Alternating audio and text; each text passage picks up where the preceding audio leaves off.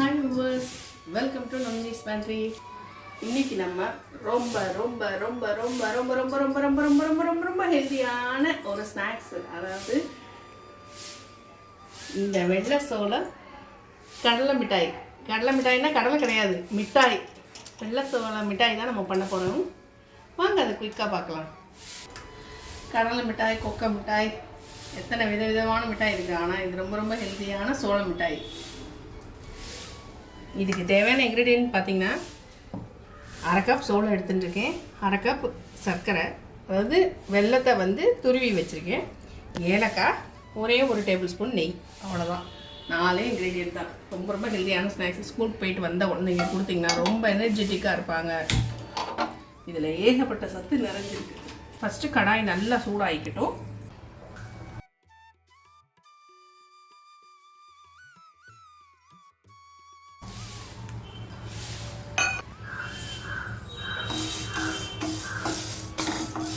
இது நல்லா வந்து அப்படி பாப்கார்ன் மாதிரி பொரிஞ்சு வரும். அது வரைக்கும் நல்லா ரோஸ்ட் பண்ணணும்.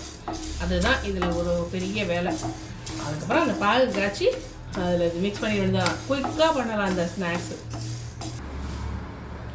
கடாயை நல்லா சூடு பண்ணிவிட்டு நம்ம ட்ரை ரோஸ்ட்டு தான் பண்ண போகிறோம். ட்ரையாக வந்து நம்ம சாதாரணமாக பாப்கார்னை வந்து நெய் விட்டோ அந்த மாதிரி இல்லை வெண்ணெய் அந்த மாதிரி போட்டோ வந்து இது பண்ணுவாங்க, அதை பொரிய வைப்பாங்க. இதை வந்து ட்ரையாக தான் ரோஸ்ட் பண்ண போகிறோம். நம்ம நல்லா ட்ரையாக ரோஸ்ட் பண்ணிக்கலாம்.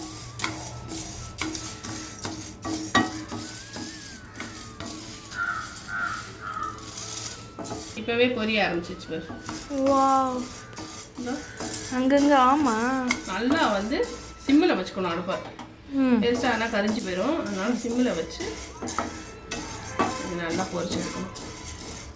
இது பொரிஞ்சிட்டு இருக்கும்போது இதோட ஹெல்த் பெனிஃபிட்ஸ் எல்லாம் நான் சொல்லிடுறேன். நான் எல்லாருக்கும் தெரியும், எல்லாருக்கும் எழுத படிக்க தெரியும், எல்லோரும் படித்தவங்க தான். இருந்தாலும் கூகுளில் மெனக்கிட்ட தேடி போய் பார்க்க மாட்டாங்களா? என்னுடைய வீடியோ பார்க்குற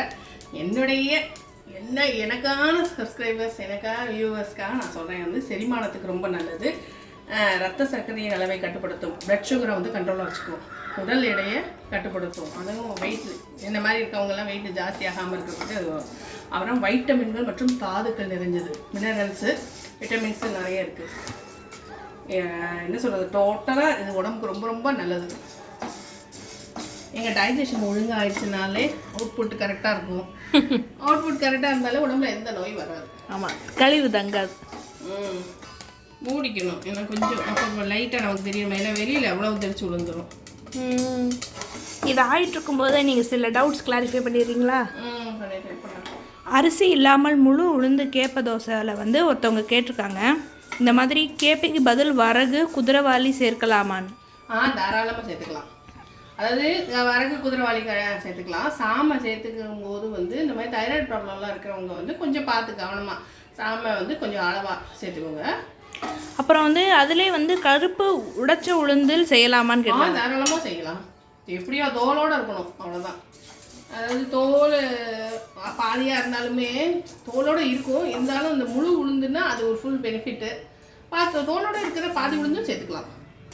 நம்ம போட்டிருந்த இன்ஸ்டன்ட் தோசை ஜனவரி 28 போஸ்ட் பண்ணியிருந்ததில் வந்து ஒருத்தவங்க இப்போ லேட்டஸ்ட்டாக வந்து சட்னி ப்ரிப்பரேஷன் சொல்லலையேன்னு கேட்டிருக்காங்க. சட்னி வீடியோ 1.5 வண்டி போட்டிருக்கோம், நிறைய போட்டிருக்கோம். லிங்க் வேறு அவங்களுக்கு கொடுத்துருக்கோம். அவங்க வந்து செக் பண்ணி பார்த்துட்டு சொல்லுங்கள். நல்ல வாசனை வர்ற அளவுக்கு செவந்தாச்சு. இது ஆறின பிறகு மிக்சியில் லைட்டாக ஒரு கோர்ஸாக அரைச்சிப்போம்.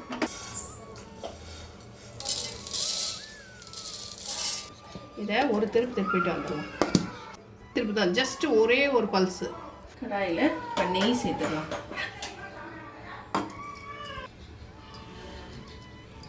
ஒரே ஒரு ஸ்பூன் நெய் விட்டாச்சு. இந்த வெல்லத்தை இதில் சேர்த்துக்கலாம். துருவின வெல்லம் தான் அது.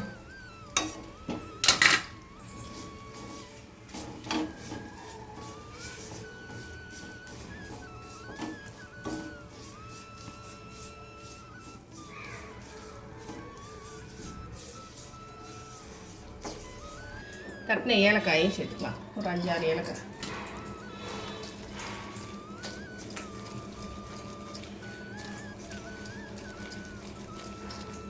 இது ஒரு தக்காளி பதத்துக்கு அடுத்த பதம். அப்படியே டக்குன்னு உடையிற மாதிரி டக்குன்னு சவுண்டு இருக்கணும். அந்த பதத்துக்கு இந்த பாகு வச்சுக்கணும். இதில் விட்டு பார்ப்போம்.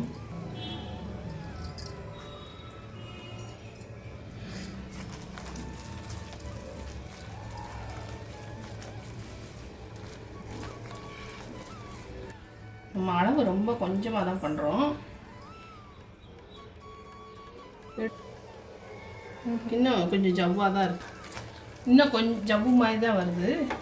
டக்குன்னு உடையணும். கையெடுக்காமல் அந்த கேண்டீஸ்க்கெலாம் எப்படி பண்ணலாம்? அந்த மாதிரி கல் மாதிரி கீழே போட்டால் அந்த ஒரு ஒரு துண்டு ஒரு இதை வந்து ஒரு பாவோட தண்ணியில் போட்டுட்டு ஒரு பீஸை போட்டோம்னா டங் சவுண்டு கேட்கும். கல் மாதிரி. இப்போ வந்து கல் மாதிரி சவுண்டு கேட்டுது. இப்போ கேட்குது பாரு. இப்போ கரெக்டு. இதில் வந்து நம்ம இதை போட்டு நல்லா கலந்துடலாம்.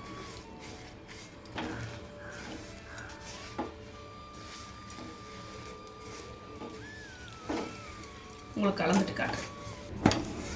நல்லா கலந்தாச்சு. இப்போ கொஞ்சமாக லைட்டாக நெய் தடவி அந்த பிளேட்டுக்கு ட்ரான்ஸ்ஃபர் பண்ணிடலாம்.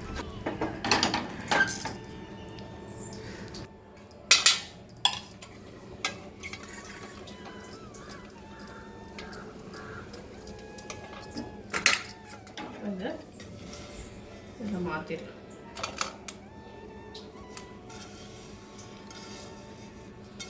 இது நல்லா ஷேப் கரெக்டாக கட் பண்ணுறதுக்கு வசதியாக ஷேப் பண்ணிடலாம்.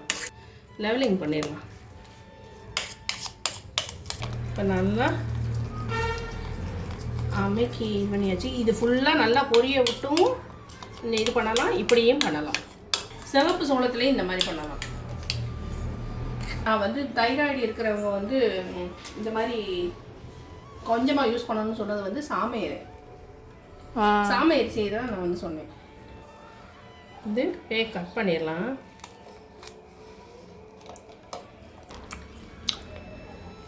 கட் பண்ணியிருக்கேன். ஆறுனதுக்கப்புறம் அதாவது கொஞ்சம் லைட்டாக ஆறவும் நான் கட் பண்ணிட்டேன். அதுக்கப்புறம் ரொம்ப டைட் ஆகிடுச்சுன்னா கட் பண்ண வரலன்னா என்ன பண்ணுறது?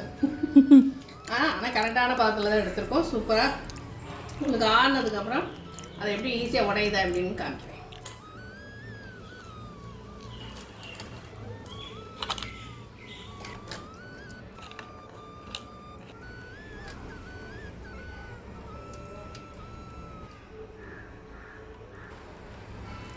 அழகா வா, ரொம்ப ஹார்டாலாம் இல்லை, சூப்பராக இருக்குது. எல்லாரும் சாப்பிடலாம். நல்லா கிறிஸ்பியாக இருக்குது. ரொம்ப டேஸ்ட் பண்ணி பார்த்துருவோம்.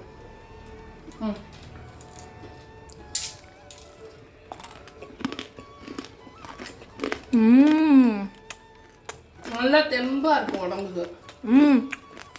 நல்லா ரோஸ்டர் ஸ்மெல் வந்து சோளத்தோட ஸ்மெல் வருது. ஸ்வீட்டும் ரொம்ப அடிக்கலை, கரெக்டாக இருக்குது. வரகப்புக்கு சூப்பராக இருக்குமா, ஃபஸ்ட் கிளாஸாக இருக்குது. நல்லா வீசி பொரிஞ்சும் பண்ணலாம். அது வந்து ரொம்ப இதுவுமே நல்ல பிராண்ட் இது தான் நான் வாங்கியிருந்தேன். அப்படின்னு நிறைய பொரியலாம். பொரியலன்னா என்ன நல்லா வறுபட்டுருச்சு. பொரிஞ்ச வரைக்கும் அதுக்குள்ளே போய் பொரிஞ்சுக்கும். நல்லா வாசனை வர அளவுக்கு வறுத்தாச்சு. சூப்பராக இருக்குது. ஸ்நாக்ஸ் சாப்பிடும் போல் கிரேவிங்காக இருக்கும்போது இந்த மாதிரி ஹெல்த்தியானதை பண்ணி சாப்பிடுங்க. எல்லாருமே நான் சொல்கிறது 20 to 50 எல்லோரும் கண்டிப்பாக இதை தாராளமாக சாப்பிடலாம். வயசானவங்கன்னா ஒன்றோ ரெண்டோ சாப்பிடலாம். கொஞ்சம் சுகர் இருக்குது இருந்ததுன்னா சொல்லுங்கள். நல்லா சேர்த்துக்கிறதுனால கண்டிப்பாக இந்த யம்மியான ஹெல்த்தியான ஸ்நாக்ஸ், அதாவது ஈவினிங் ஸ்கூல் போயிட்டு வந்தோடனே குழந்தைங்களுக்கு இது கொடுக்கலாம். ரொம்ப ரொம்ப ஈஸியாக டக்குன்னு ப்ரிப்பேர் பண்ணிடலாம். வறுக்க வேண்டியதான், பாக வைக்க வேண்டியதான், கிளற வேண்டியதான். பிடிச்சிருக்குன்னு நம்புகிறேன். ரெசிபியை ட்ரை பண்ணுங்கள். ரெசிபி பிடிச்சிருந்தா லைக் பண்ண மறந்துடாதீங்க. மறக்காமல் நந்தினிஸ் பண்ணி சப்ஸ்கிரைப் பண்ணிடுங்க. இன்ஸ்டாகிராமில் சோவரின் நந்துவை ஃபாலோ பண்ணுங்கள். ஓகே, மறக்காமல் நந்தினிஸ் பண்ணி சப்ஸ்கிரைப் பண்ணுங்கள். உங்கள் ஃப்ரெண்ட்ஸ் அண்ட் ஃபேமிலிக்கு ஷேர் பண்ணுங்கள். தேங்க்ஸ் ஃபார் வாட்சிங். பாய் பாய்.